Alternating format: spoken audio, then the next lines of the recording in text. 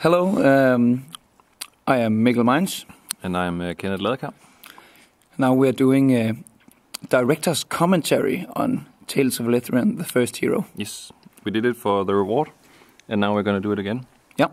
For the next film. We have our popcorn and we're... lying on a bed. Yep, watching the film. Under a blanket. Yeah, it's going to be cozy. The blanket makes the sound get better. The acoustic is pretty bad in the living room. Yeah. And it's also making it pretty warm. It's pretty warm. But that's nice. Yes. Okay, so let's... we'll hit play. Start the film. Boop. Yeah, okay, maybe we'll just start it here, actually. So here's the logo for New Danish Screen. Yes, these guys... Flashing around. Yeah, these guys supported us. Yeah. As well as the Kickstarter with money to finish the film. Same as these guys. Same as these guys. Vestdanske Filmpulje. Yeah. Thanks a lot to these guys. Thanks a lot so much. They're so awesome for helping out. And the new logo. That's great. It's beautiful. By Guillaume Deuce. Le Deuce. Spent a lot of time on that. Oh yeah, here we are. The mirror. The beginning and the ending. All together in one. It's like a perfect circle. It was Pedersen who did this. Whoa. I can hear the music somewhere. Just continue it. I'm just gonna go out and I'll stop just turn down the music. Oh yeah, of course. Thank you. I can do it. There we go. So that's the title. Yeah. Of the series. It was a really fun period, this one, because we did this minute and a half, the intro, before the rest of the film. Yeah, and it took us a month to make the whole thing. I remember. Yeah, 1 month. Yeah. And it was also the first trailer for the film. Yeah, and you can see the look changes a little bit from these minutes to the next. So hot, it's really hot. And it's also because we had quite a lot of different people working on the first episode here, compared to who we had on the other episodes. Plus, we were using this first intro here to really learn the pipeline and to figure out the new style, because we wanted to take the style of the reward, but then also rework and redefine some of the visuals, some of the way we worked with the style, make the animation style a bit more concise and consistent and more specific. And then also figure out a new way to work with the background design.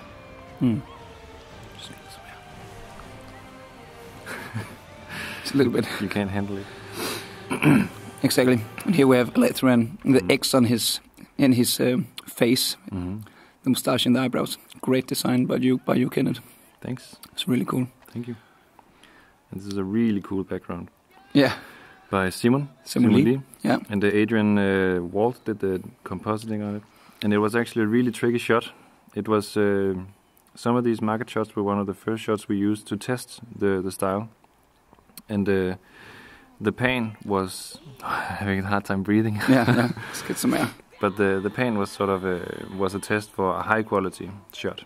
We divided up the different shots into 1, 2, 3, high and middle and low quality, in order to sort of speed up the process and focus on the shots that really needed it to tell the story better. And the air, here we have a nice, super cool by Jorge from South America, one who won the contest. Thanks to him. Yeah, the portrait contest. And the feeling we wanted here was actually like a backpacker feeling in this town, where Amerath is a backpacker traveling around the world and creating the map, where she notes all the places she sees. And here they are at a party. Alethrion has killed the dragon. Oh. He's good at dancing, everybody loves him. But the one girl he can't get is dancing with another man. She doesn't notice him. And the Smash Yule. Smash Yule. It's Smash Yule. Oh, Alethrion and Amerath and Vito and Wilhelm in a Smash Bros. Game, that would be fun. Yeah, that would be so cool. Such a nice... Now we have a bagger, Mads Juhl, a really cool storyboard artist from Denmark. And no intentions by the kick. It was a part of the story. Yeah. Not anything related to the person. I think we had a lot of thought about how Amerath should react to Alethrion's stance. How to make it to show that she's not interested in the macho bullshit, but she's interested in his childish, playfulness that he does here, where he goes more crazy and dances just funny. And we really went back and forth a lot of times trying to figure out how to show that he wants to dance sexy, but it ends up looking crazy, and she thinks that's funny and makes fun of it. And then they turn that into a game, and that's where they sort of bond around this sort of joyfulness and spirit. Yeah. But it was a hard scene to convey, especially without dialogue. Yeah, and where they're sitting there and before the hangover and has a nice view. We had a lot of different backgrounds there where we had to remove a tree, so it was much more openness and a much more nice feeling. It was a very romantic moment for these two. Yeah. So they could say, okay, don't be here, hero, come with me out on adventure. It could be fun. You see me like a nice guy. This is such a Zelda thing. The monsters from Zelda. I really like these little... I remember when you were small playing Ocarina of Time and these similar thing came after they had swords instead, though. They were evil. Oh, I don't remember those. Not from Ocarina of Time? Oh, Ocarina of Time? Oh, yeah, sure. When they came out of the ground, right? Yeah, exactly. Yeah. It's a very magical world we're traveling in here. A little blush. Yeah. Very anime inspired. Yeah. As such Mathias Winum, he did like a cool job on making Mathias Winum and Johan Pedersen. They both did a great job on making a super cool soundtrack. Very good feel, very long. Yeah, there was a lot of back and forth with the montage for this one. What style we should go for, but in the end, I think it's really, really good. Yeah. What they came up with. There was also a lot of takes and also actually song on one of them. And also, right now it goes into it very soon goes into the sad part of the montage, if you can call it that, with the relationship goes a little bit sour. Here we are. When he sees here we are, yeah. I look like a monkey. Mikkel, Kenneth and Bo. And then, but at first we actually stopped the montage around here, where he saw the hero and got inspired to search for wealth again. And there was a whole other scene where they were at the city, Arist, floating city, and then something else happened in the middle, and then you would go into the next travel montage where they went on adventure again. But we felt that it created a weird break in the momentum, and it felt better just to connect the two. So it's a really long montage, but it felt better for the flow at the end. Exactly. I think it was a good choice to make the two montages into one. And you just saw the hero scream before. There was also a bagger. Yeah. And two baggers here again. Yeah. Two baggers here. Oh, actually, he was a winner of a competition we made. It was so fun to make all these little events, like the scream events and the portrait events and the... Oh yeah, with the barbarian. Yeah, the barbarian scream that was there. Like he had the biggest lungs I could ever imagine people have. It just went on and on and on. Yeah.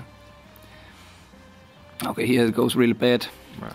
It's so nice. We're gonna get another episode with Amerath, so we can see what happened after the after the middle. Yeah. After they split up here. And this is a background by Ivan, the one with the sign. Ivan Frère. He was an intern. Yes. Super nice guy. Really nice guy. From South America. Brazil. Yeah. Dear God. Oh man. Godzilla. Huge monster. It's also one of the first finished scenes, this one, together with the volcano one. Yeah, to test out some stuff. Yeah. No, don't go, don't leave me. She looks pretty, but not as pretty as gold. I am gold. No, I will leave you. You will learn later. Come back. Yeah. I'll just be a minute. Many people have actually said that it's a shame we don't show the battles, like for example, like how he kills the monster here. But it was such a long film that we focused on putting the epic battle in the ending. Yeah. Skipping all these. And I think it also kind of makes Alethrion stronger, because you don't need to see the fight because you know he's going to win. When he runs towards the village, it's not to save the people, it's not to have an epic fight and, can he make it and stuff, because we know he's going to make it. It's just about the money. Yeah. So I think that enforces that story as well, to just leave the action scene out and go directly for the payoff. Yeah. here they cheat him, so instead of gold, it's potatoes. So we want to kill them in revenge. Oh, Alethrion, you've been so blind, Amerath. So wise, so thoughtful, so beautiful, so strong. Yeah, dependent woman. Yeah, she says it's enough. You've gone too far. Yeah, look what you've become. Yeah, and this is more like a symbol of her saying, "You're on your own, travel away." So she gives him the map that she has created herself and with him, and so he can travel out. But she also, I mean, they had the journey together, but he sort of turned it into his own treasure hunt for the last part. So I think that also makes sense that she sort of says, here it was something we built it together, but you made it your own now, and I'm not part of that, so just take it. Yeah, very beautiful. I said. And here it's the harsh part of the movie where everything is not so fun and joy and killing in a proud and epic way. It's more killing in a beastie and getting evil way, and the greed is leading him. And there was a little cameo by Ross Bradfield. Yeah, he was right there in the crowd. Our guy over in the States. Yeah. And a cool scene by Mark Carroll. Yeah. A Danish animator. Yeah, I really like the feel that got into the movie here. Like it's very this scene here especially. Like it's very. It turns from colorful and mysterious and colorful and adventurous into mysterious and dark. Yeah, often in the world here we use the saturation of the colors to sort of show the mood and the feel of the characters. So here it's getting more dark and more sad. So we're going for much more desaturated colors and more gray tones and stuff to show that it's his dark and depressed journey. It's his downfall. Exactly. If you see the movie from the beginning to the end, it goes from spring, where we see his good times, to summer, where they're in love, to fall, which we just saw here, to winter. Yeah. And then in the ending of the movie, it's spring again. So we have this cycle. Yes. And now we have some gods. And leaves the map here. It was really hard to figure out how the X should get on the map. We had a lot of different ways. First, Amerath did the X, then he did it. Then there was a lot of different ways how the X was put. Where we chose the one in the end where he was alone instead of while they were together. Yeah, there's also something nice about that. He makes the X kind of just out of coincidence because he sees something glowing in the horizon. And that later becomes the big motivation and goal for a lot of other travelers, and they put a lot of meaning into it. But it was actually just a greedy and kind of thoughtless action, just to sort of say, "Oh, I should note that down." Yeah, here I have so many backers and winner of the drawing competition. We actually also saw Shovel Knight and the other guys in the other scene. Yeah, sorry everyone for killing so many characters. Yeah. But if you're on the last part of the movie, it's just really hard to survive. It's a high-level area. Yeah, Alethrion is a bad guy. Yeah. Yeah, so here he kills the gods. Sure does. Yeah. The gods are the creators of the world who left a mess for the people, and that's where heroes like Alethrion comes out to make the chaos find its balance. Yeah, and he finds out that there's a lot of money in that. Yeah, that's his motivation. Yeah, all the heroes of Alethrion have different motivations, like Vito and Wilhelm to become glorious and epic like all the heroes and finding friendship. So now we enter the magical mirror, the mirror of truth. So is it a dream or is it real? Yeah. We can't answer that. Or we can, but we won't. Yeah, it's up to you. It's up to you. There's a throne we know. Saw it in the beginning. And in the ending. Oh, the circle is still there. Yeah. We put that in... was a nice animation you made there, Mikkel. Yeah. You had some troubles with it, I remember. Yeah, it's a weird one. But it looks good. Yeah, tried to fit it with Thibaut's animation. But it's cool. In the beginning, we were missing the establishment of the evil Alethrion we see here. Alethrion's greed. Yeah. So we had to put in the circle other times in the movie. Yes, to keep him being there, so you sort of set it up that something is wrong, something is there watching him or inside him. Yeah. So that you link it to this other thing, so that it's not just something suddenly in the mirror jumping out. And there was also some questions if the helmet was some kind of magical helmet. It probably is, since it's a high-level area, but the helmet is more symbol, of him getting into darkness, and it's also to link it with the ending after the end credits of the reward. But it works nice as a way of him shutting himself behind something, that he puts the helmet on and then it covers his eyes in that shot. It's a really nice symbol. And then later on here, it's a way of separating these two from each other, that he has the helmet on and the other guy doesn't have the helmet on. Yeah.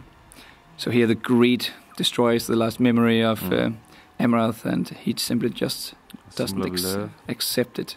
Yeah. It's his good side. I will not accept it. I will not accept it. Like the happiness of his life was still left here, and he wants to beat the greed. We had other versions of the fight as well. Some of them were much longer than this. For the camera move, you just saw that where he punched and then the camera went away and then back. There was one where that happened 3 times, I think, where it was actually at the 3rd time that he picked him up like this. There was a lot of really wild camera moves that sort of built up the sense that this guy is just physically too strong for Alethrion. He needs to do something else. But in the end, it just made it longer and made it sort of, you get it from the first point, so you don't need to show it 3 times. So we just kept it for that one time, and that also made that one action stronger. Yeah. Really cool transform animation by Thibaut. Yeah. Yeah.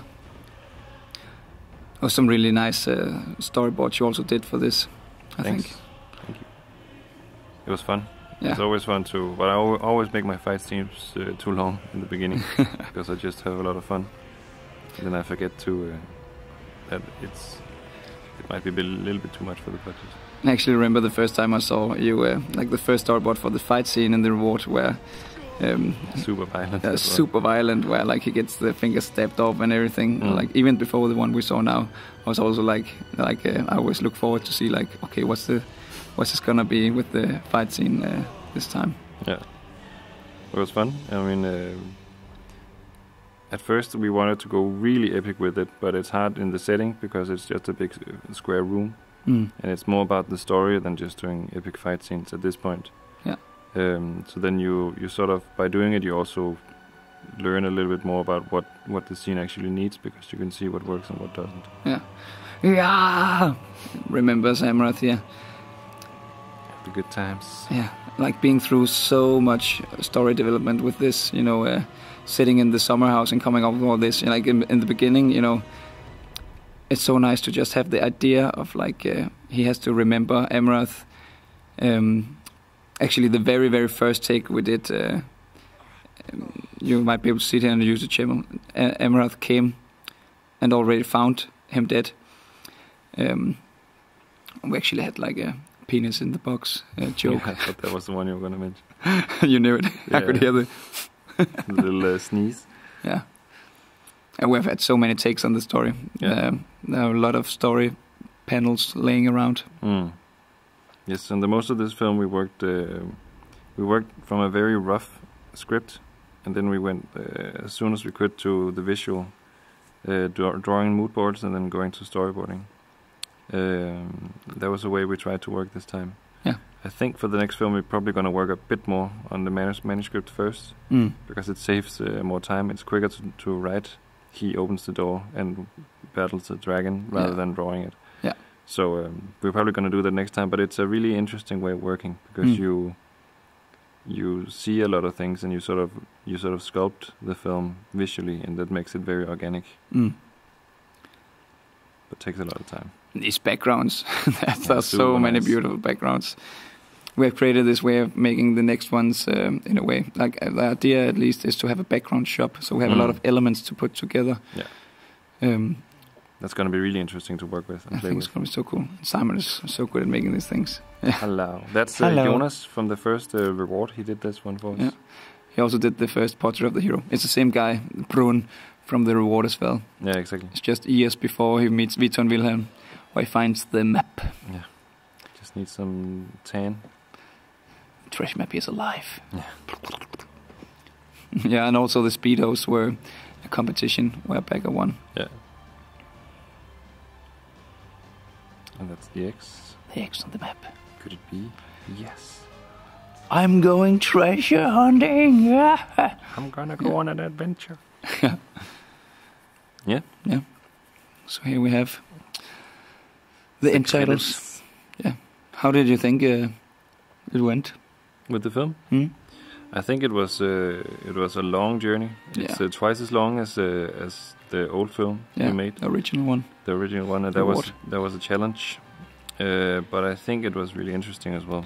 Yeah. And what I really like about this film is that we went a bit more dark and more serious in a way. It still has a lot of humor, and you can really sense the lineage, or it has many similarities to the reward still. Mm.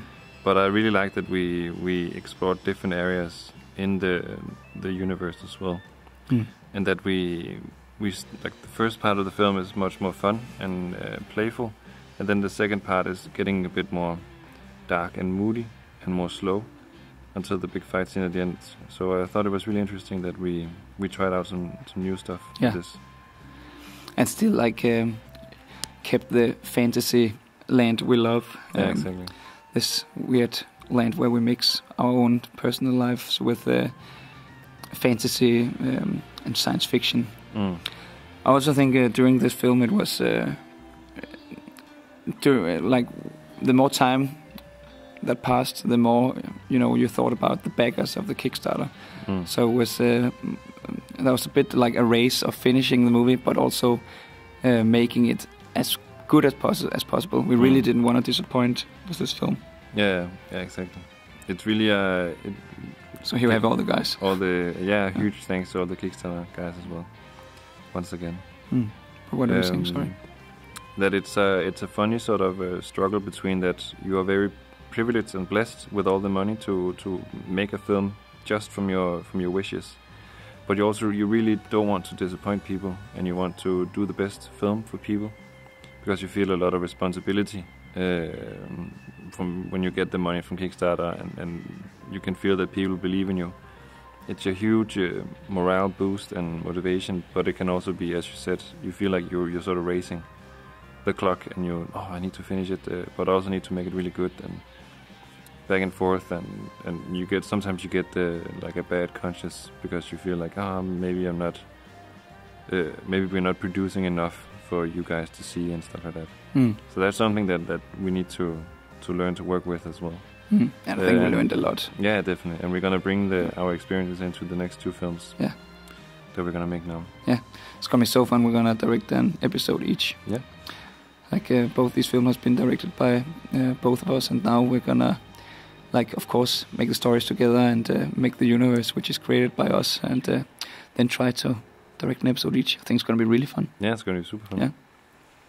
So we hope that you really enjoyed listening to us once again for this director's commentary, and that it was helpful and you learned something new. Yeah.